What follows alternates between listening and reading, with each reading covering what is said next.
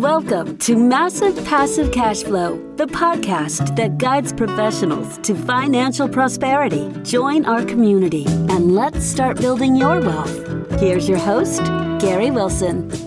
Welcome back to the Massive Passive Cash Flow podcast. I'm Gary Wilson, your host, and I'm glad to see you back. Hey, if you haven't already done so, if you could please subscribe to the podcast. It's on 30 to some odd different channels, Apple, iTunes, iHeartRadio, Stitcher, Yahoo, you name it, it's out there. So you pick the favorite one and subscribe. That helps a lot.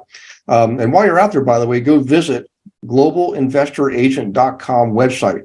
And we've been building that out over the last year or two, and now it's pretty robust.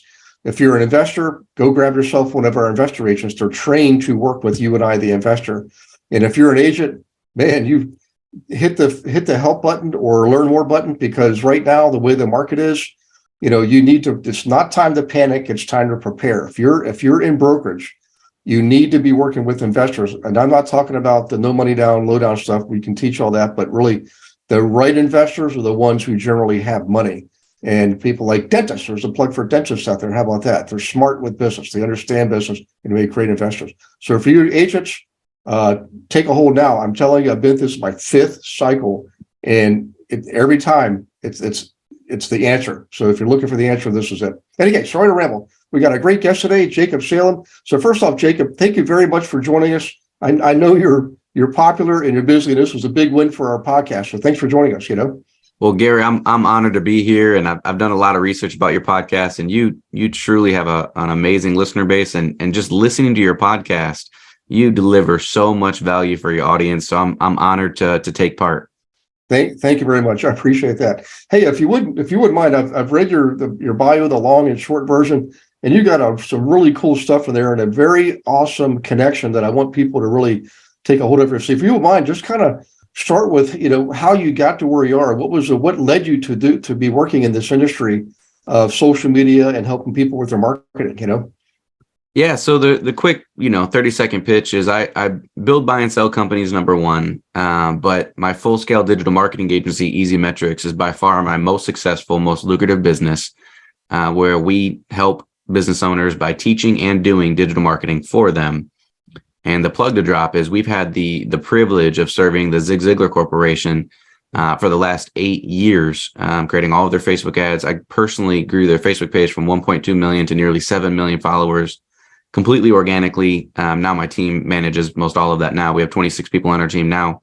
But when we first got started about 9 years ago, I was really trying to use digital marketing to grow my own business, my own speaking, training, and coaching business. I'm formerly a full-time pastor, still do some evangelical work. And so I was really just trying to get my name out there.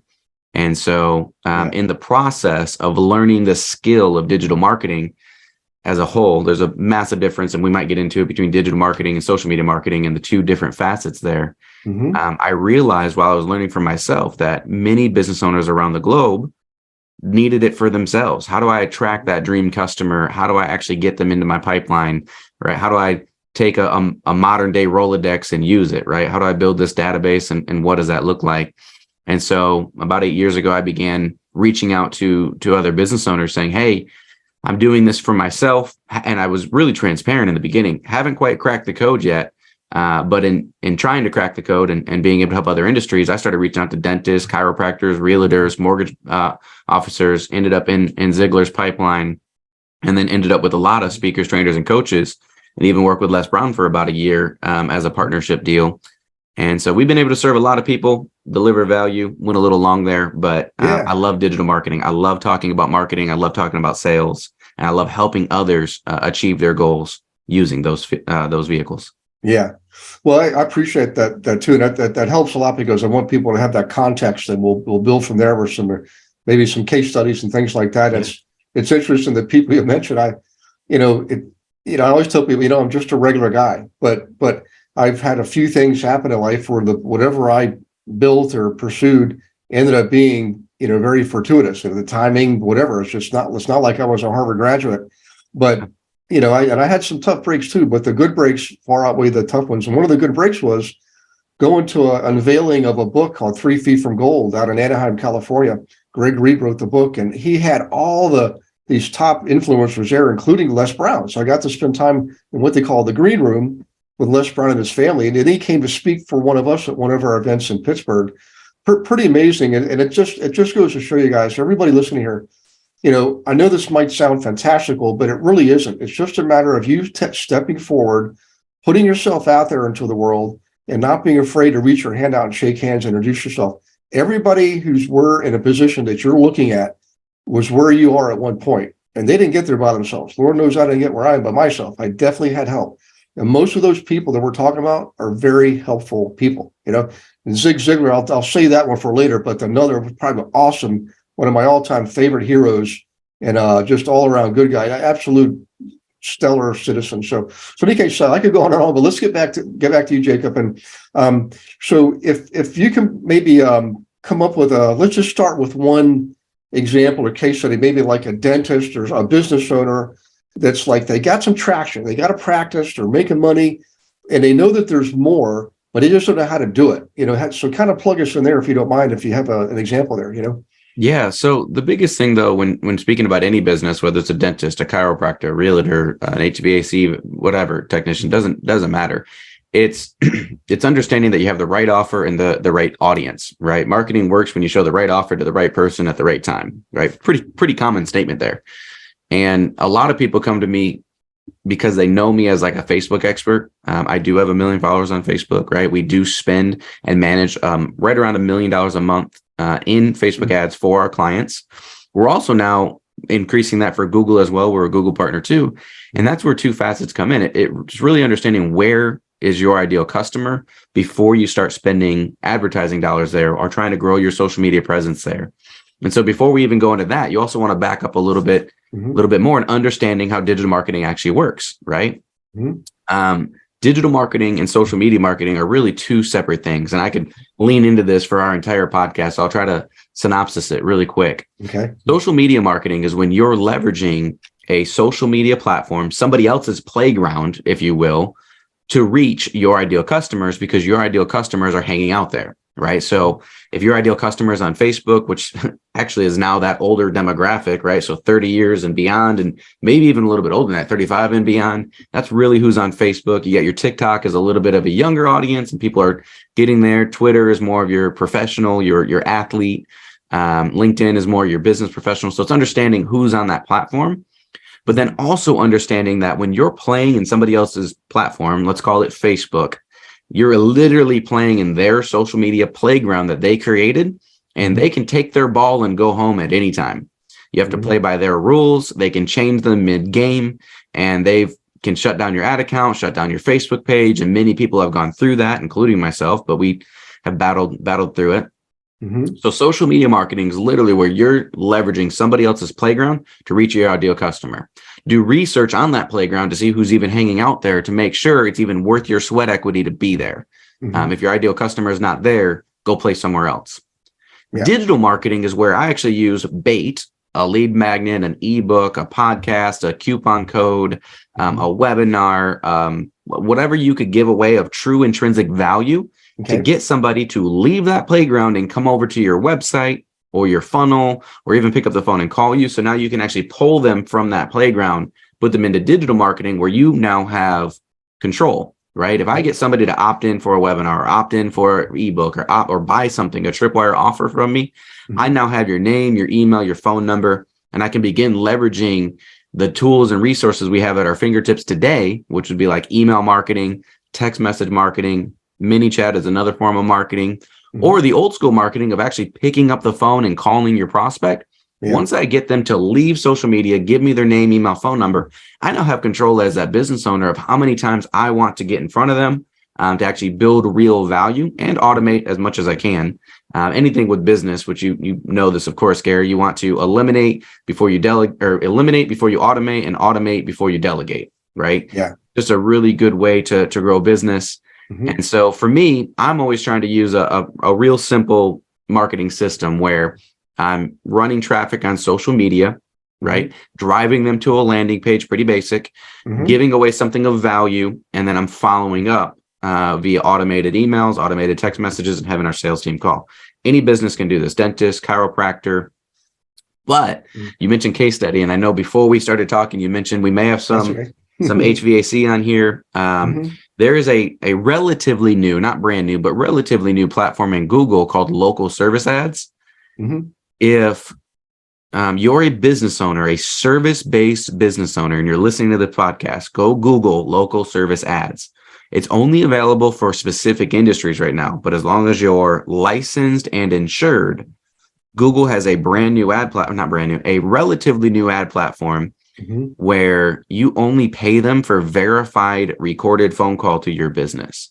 It's the coolest platform. You got to jump a lot of hoops to get approved for it, but it basically has now eliminated the need for a website, the need for landing pages, squeeze pages, email marketing, because you're literally only paying Google for someone picking up the phone saying, hey, I want a free estimate.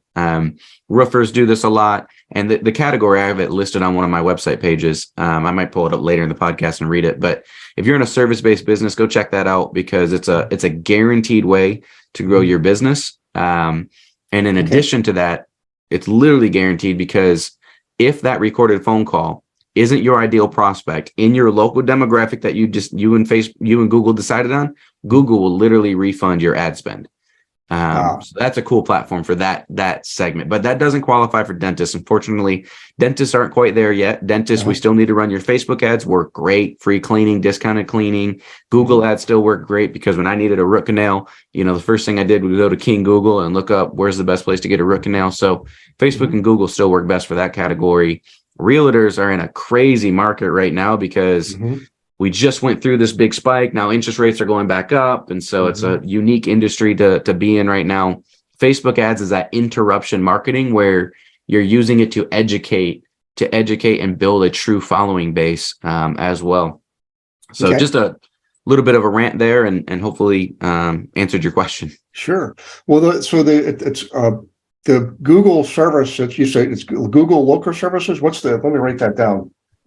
Local service ads. Local service ads. Okay.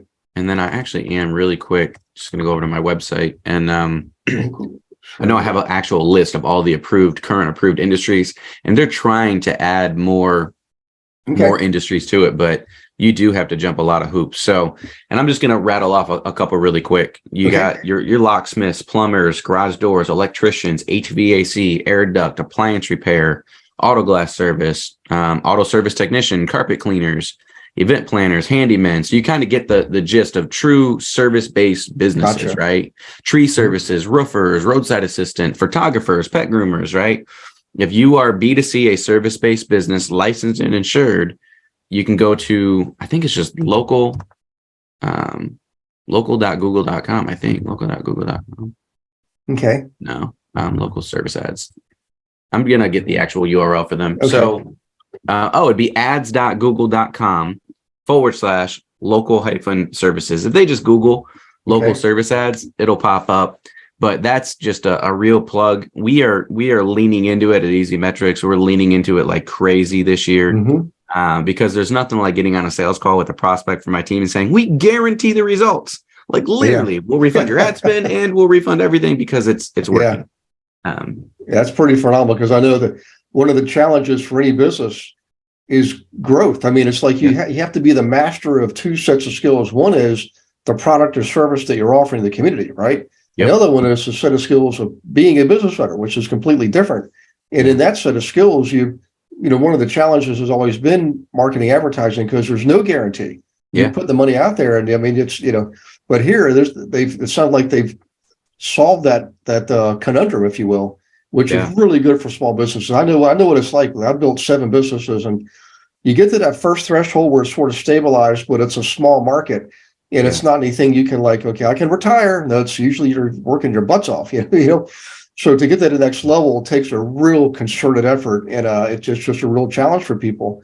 This to me, I mean, there's all kinds of light bulbs going off in my head, and I hope that Google will expand that. I mean, particularly for the realtors, because their housing is key to any economy. If the business is booming, everybody's doing great, and if it's not, it's a struggle.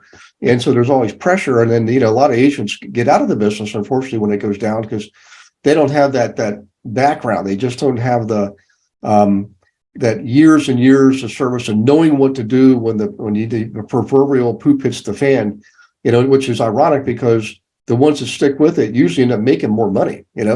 So That'll be my message for all the realtors out there today is this, you know what? You got to hang in there. I mean, the economy's going to turn. It's just natural. It's not time to panic. It's time to prepare. And this is one of those ways to prepare. So, okay, well, that's pretty cool. Hey, if you wouldn't mind, I know everybody, there's a lot of people out here listening, probably like me, who said, hey, can you tell me more about Zig Ziglar, man? And Tom, his son, and how the whole thing. So if you want to have some fun with that, with Jacob, that would be awesome. And, growing that following from 1 million to 6 million, that's phenomenal, Yeah. Yeah, we'll talk a little bit about the company, even talk how I grew that following. Now, first and foremost, I've had the privilege and opportunity to work alongside the Zig Ziglar Corporation for 8 years. Mm-hmm. But the reality is Mr. Zig Ziglar was the boots on the ground, right? Mm-hmm. Wrote all the books, went to all the conference, did the marketing the old school way, built a time-tested brand that now years and years after his passing still holds a sense of integrity that is, I mean, bar none to most businesses out there. So giving the testament to him. Yeah. Tom Ziglar, the proud son of Mr. Zig Ziglar, is carrying the torch, right? Mm-hmm. And so still offering the same trainings, the same keynotes, the same workshops, but in a facet to where anybody that wants to be a speaker, trainer, or coach can actually come into the Ziglar Corporation, go through the trainings, and become certified, which has been a great add-on for the Ziglar Corporation. In addition to, we're still selling the books, the tapes, the CDs, the planner, right? So we're still the same things that Mr. Ziglar led with. They're still leading with goal setting and achievement, building the best you, sales training, right? Secrets to closing the sale. All of those time-tested and proven things are still out there. And it's just been a true honor. Now, to talk briefly about, and I can very quickly summarize, I truly believe I'm a Facebook ad expert, right? They say if you have your 10,000 hours, you're a true expert. Well, with the digital marketing scope, we finally sat down as a team as a fun exercise and figured that I got somewhere around 21,000 hours of actually physically being on a computer doing digital marketing before I built my team. So it's been fun to do it. But the strategy we use to grow that Zig Ziglar page is the same strategy you can use irregardless of your business if you're going Facebook. Let's talk specifically about that.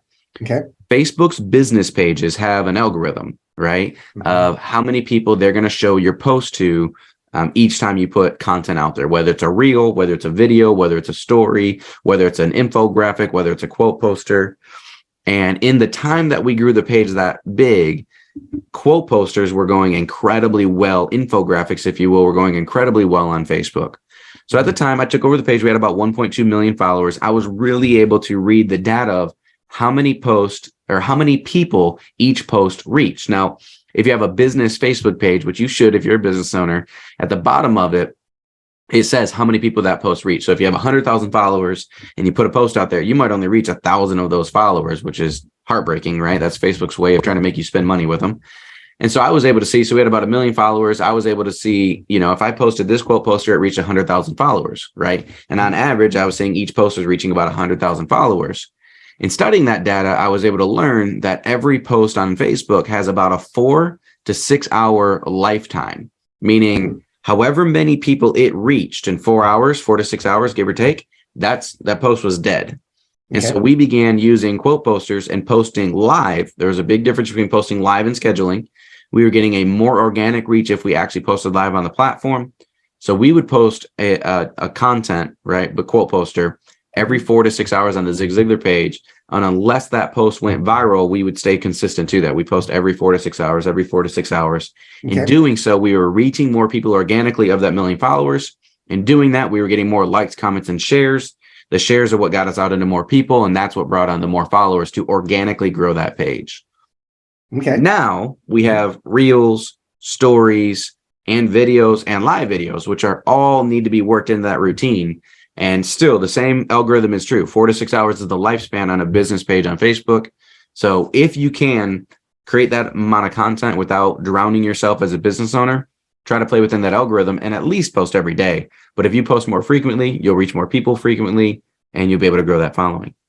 I just wanted to take a moment to say thank you for participating in the Massive Passive Cash Flow podcast. Also wanted to let you know that the book Global Investor Agent is officially out in print and in Kindle on Amazon. You can get it by clicking on the link right here. If you are an agent, definitely grab yourself a copy. This book, guys, was not just written by me. I also included 8 other investor agents from around the country.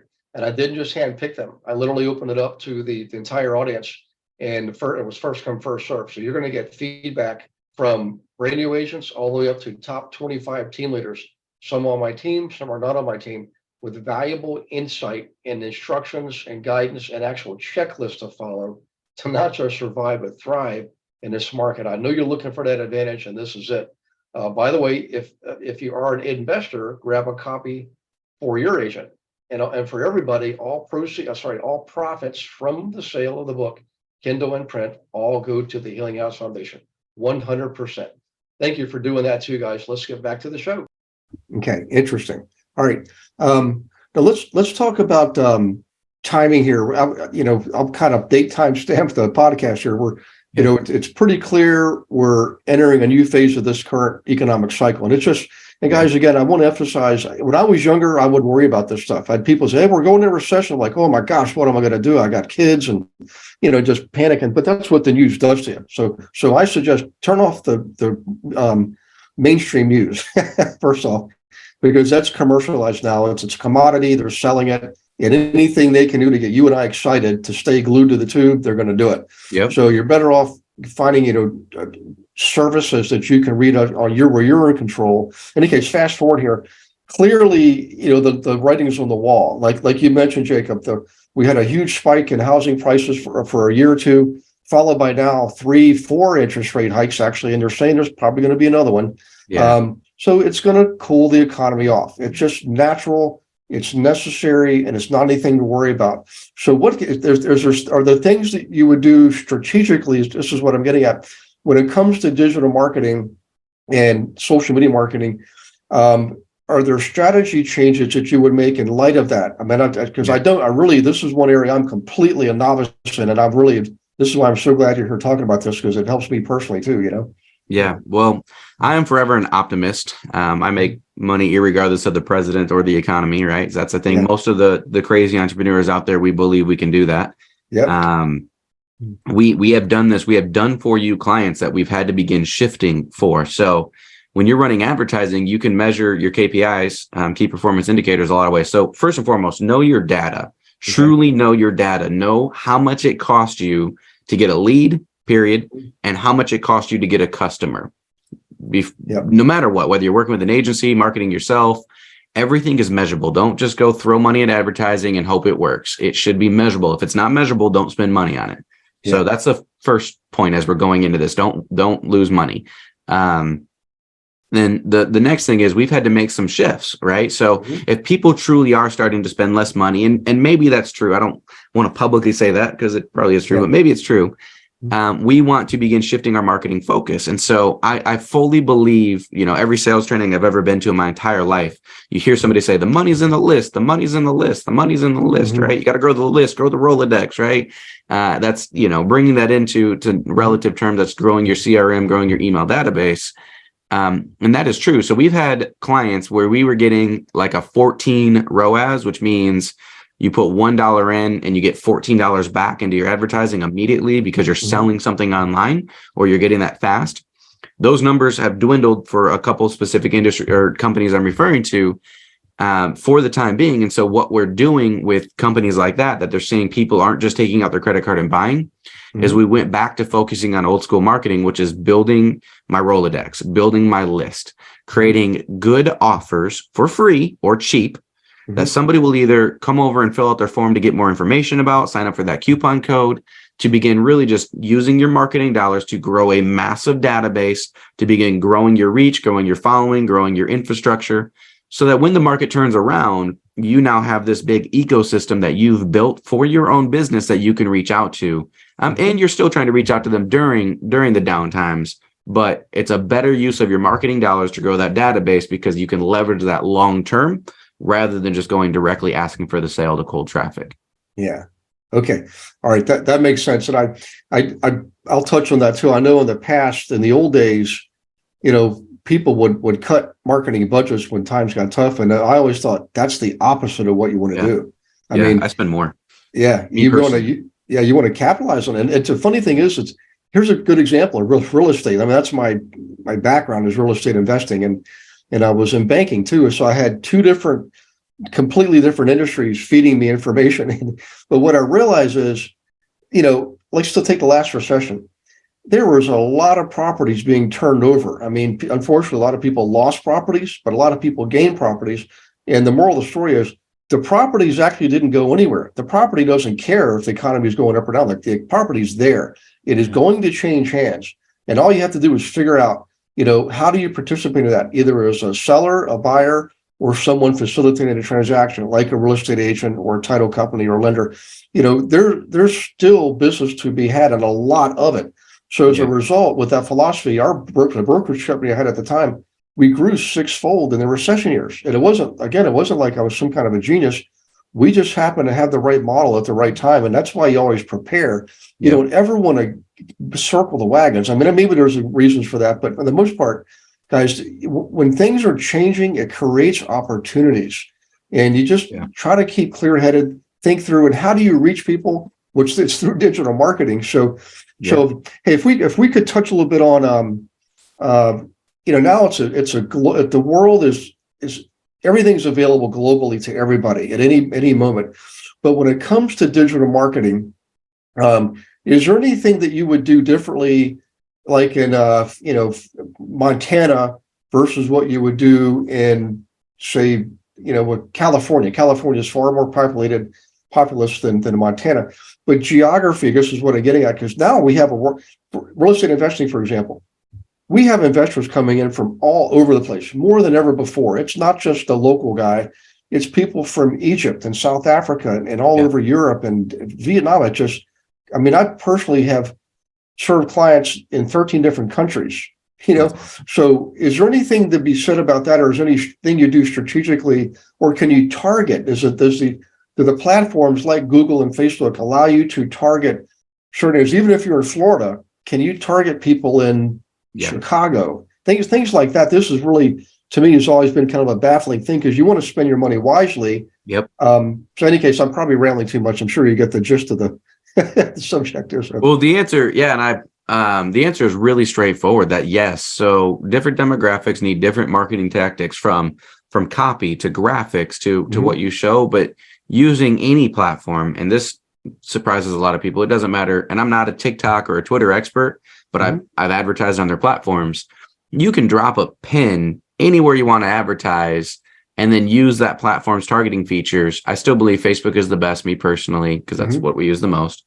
But like on Facebook, I can drop a pin and get a 1 mile radius of either somebody living within that radius, driving through that radius, or was recently in that radius, right? And you can market based off of that. We have, even like pizza places and restaurants will do that, where if you get in 2 miles or 5 miles of the restaurant, you'll start seeing their advertising. And so, yes, you can adjust that. But then the geographics too, you want to make sure your marketing message is written for your ideal customers, that they're going to relate to it, right? You want them to look at your advertising. So you want to have a good graphic or a good video that's going to stop them from scrolling, irregardless of the platform. You want to have good copy that's written in a way that they will understand it, right? And that's really unique, right? If you're targeting an audience that needs slang, write in slang. If you're targeting an audience that's more country, type that.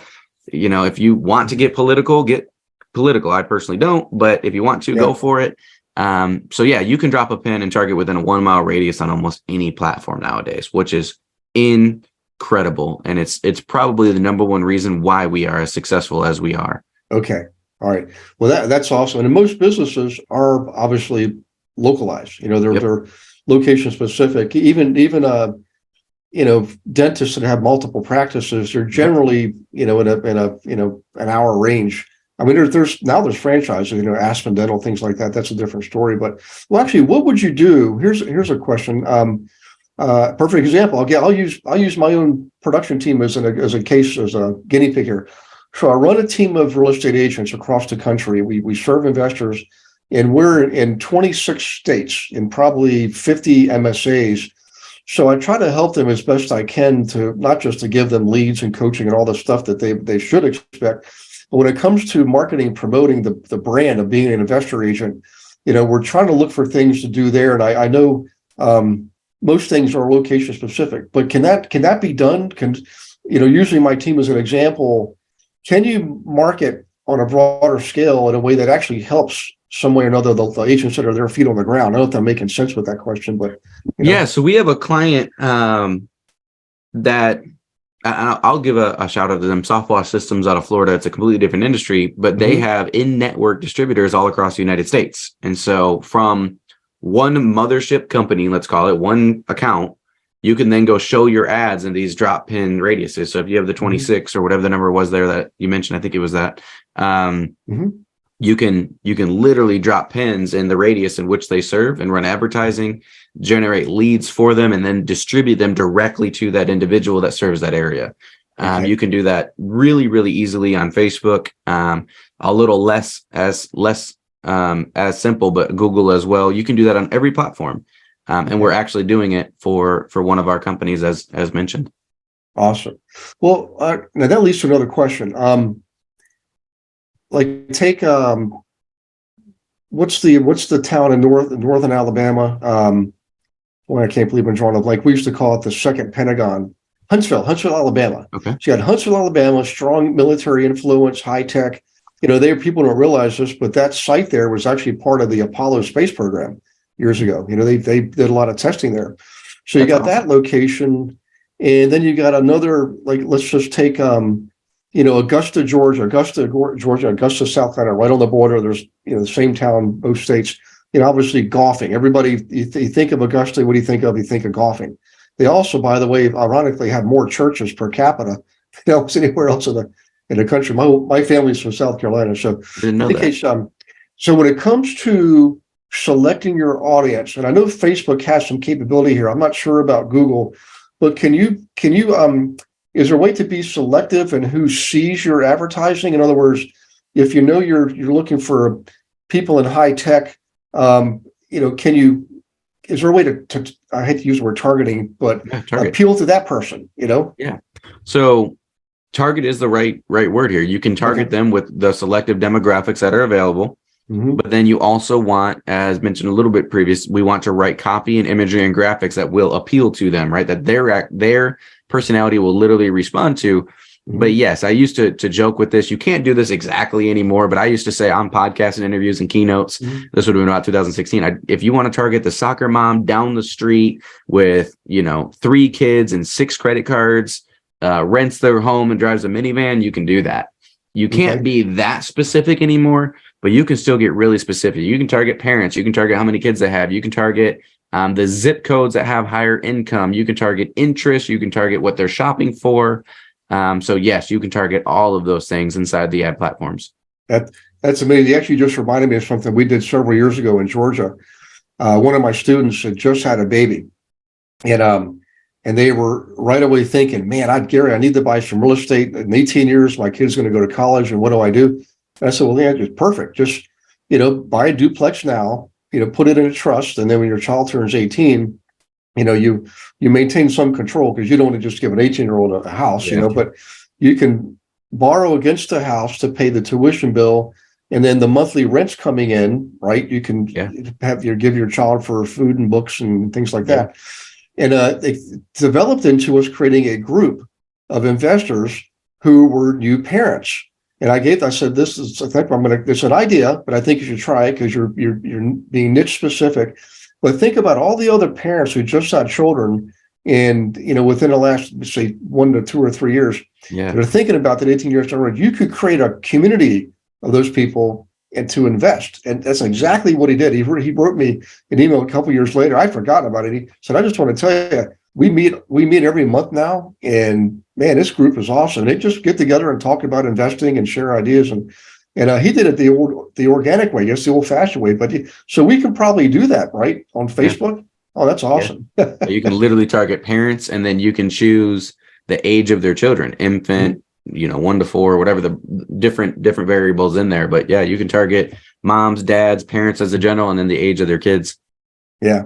That's amazing. Now, can you do that same type of thing on Google too? Or is it just two completely different platforms? They're two completely different platforms. Google can do a lot of things very similar, but that audience that I very specifically mentioned, no, it can't do that. But Google Gotcha. can also get pretty ninja too. And Google, there's a big difference. And just to plug a little bit more teaching, Yep. there's a big difference between a Google ad and a Facebook ad. And the biggest difference is Facebook ad is interruption marketing, right? Okay. I'm literally showing a shiny object in front of you, basically saying, click me, come over here. Mm-hmm. And on Facebook, they're going to spend my money no matter what. So if I say spend $100 a day, Facebook's going to take that 100 and make sure it spends it and show it to X amount of people based off of that demographic, shiny object. Google is still a search-based platform. So in order for my stuff to show up, someone has to physically go over and search for that keyword in order to show up. Google and YouTube are same platforms. So you can run YouTube ads, which kind of works like interruption marketing, but it's still very, very search-based based off of what that user has been searching for in their Google profile. Gotcha. Okay. So search versus interruption for sure. Well, I appreciate it. It reminds me of something, and even you mentioned this earlier too, about the message in the market. It's something Dan Sullivan told me years ago. Yeah, great. He's the grandfather of, marketing, but he had this triangle he called the marketing triangle, and it had 3 M's. And one M meant the market, the people you're serving. Another M meant the message, what you're saying to them. And the third M was the media. So I'm gathering between like Google and Facebook, you might use Google for some types of ads and some types of audiences, and Facebook for other types of ads and other types of audiences. There might be some commingling there or crossing barriers, but do you choose one over the other in certain cases? Yeah, always. So that's what I wanted to try to make clear in the beginning too. You need to know what your first, where your customer is hanging out, right? Mm-hmm. You need to know that as a business owner. Do your research or hire somebody to help you get that answer. Because like if you were an HVAC, just for an example, if somebody was an HVAC tech or a roofing contractor and they came over to me, I would tell them they're going to waste their money if they spend it on Facebook or TikTok or Twitter. Right? Go spend your money on Google because that's where you're going to get a return on investment or return on ad spend. Mm-hmm. So yes, you have to know your demographic. And there is some commingling, like you mentioned. If somebody really has a deep marketing budget and they want to be omnipresent, you can use Facebook to interrupt, to drive traffic to your website and then begin retargeting them on other platforms. So you're retargeting people who have already engaged. That's pretty cool. And we love doing that for people.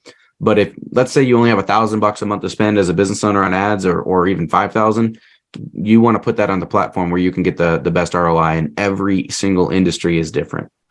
Gotcha. Well, listen, I know we probably went over our proverbial, they always tell us, make it a half hour, but if you could, for people that want to reach out to you and learn more, would you mind sharing, website, however you want people to reach out to you and, get information and learn more? Well, if they Google Jacob Salem, I will pop up all over the place with blogs and articles and podcasts and websites. My Facebook page has 1 million followers. I'd love for them to come follow that page. That's my main source of media, if you will. Okay. But then my main website for our digital marketing agency is EZMetrics.com. That's letter E, letter Z, metrics.com, where you can learn more about whatever we have going on, right? Free offers, group coaching, done for you stuff. You'll be able to check everything out there. We're blogging all the time now, and trying to just give back and deliver value. That's my goal for this year, is to see how much value I can give back and how many people I can teach for free, basically. Yeah. And just kind of as a give back, and also meet incredible people just like you, Gary. Well, that's pretty awesome. And I'll wrap it up with this famous statement from my hero, Zig Ziglar. He said, if you just simply help enough other people get what they want, you'll get plenty of what you want. And Sure. And I say this for last, guys. This is when Jacob and I first started talking, we were talking about Zig Ziglar, and it turns out he sold my grandparents their very first set of pots and pans. This is post World War II, when he was working out of Florence, South Carolina. That's where my grandparents were, up in Greenville. And amazing story. I could go into the whole half hour on that, but an amazing connection. And I really encourage you to follow Zig, follow Jacob, Google Jacob Salem, okay, and then also visit EZMetrics.com. And while you're out there, by the way, please leave a review for the podcast. It's the currency that makes podcasts go around. Leave that review. That'd be awesome. And before you get off the internet that day, go to globalinvestoragent.com, click on learn more, especially if you're an agent. Man, I'm telling you, you need to listen. This is what you need to learn the way this economy is going. It's not a bad thing. It's a good thing when you approach it from the right mindset, and you'll learn how to do that by doing that. So in any case, everybody take care of yourselves. God bless you and your families, and we'll see you on the next Massive Passive Cash Flow podcast. Thanks for listening to this episode of Massive Passive Cash Flow. Be sure to go to realestatewithgarywilson.com to join our community and start building wealth today.